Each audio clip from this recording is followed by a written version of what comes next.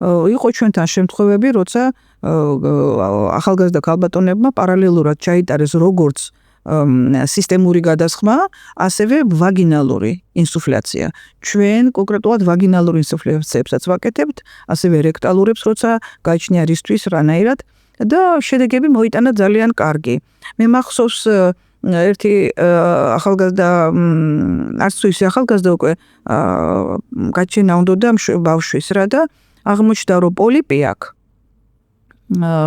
საშოში და პლუს ურეოპლაზმა ძალიან დიდი შტამი იყო ანალიზების შედეგად რაც გაკეთდა და დავიწყეთ როგორც ვაგინალური ასევე სისტემური გადასხმები ერთი თვის თავზე აბსოლუტურად არაფერი აღარ იყო მაგრამ ჩვენ კიდე სხვა მეთოდი გამოვიყენეთ და პოლიპიც გაქრა და ეს იყო სასწაული გინეკოლოგები ვერ იჯერებდნენ რანაირად პოლიპი იყო აქ და მოკლედ ეს გოგო დაურსულდა ეხლა კაი დიდი გოგო ყავს უკვე გამიგეთ. ესე გინეკოლოგიაშიც აქტიურად რა თქმა უნდა და ძალიან ეფექტურად. ანუ უროგენიტალური ინფექციები. მე ვგულისხმობ არა მარტო გინეკოლოგიურს, არამედ ურეტრის შემთხვევაშიც.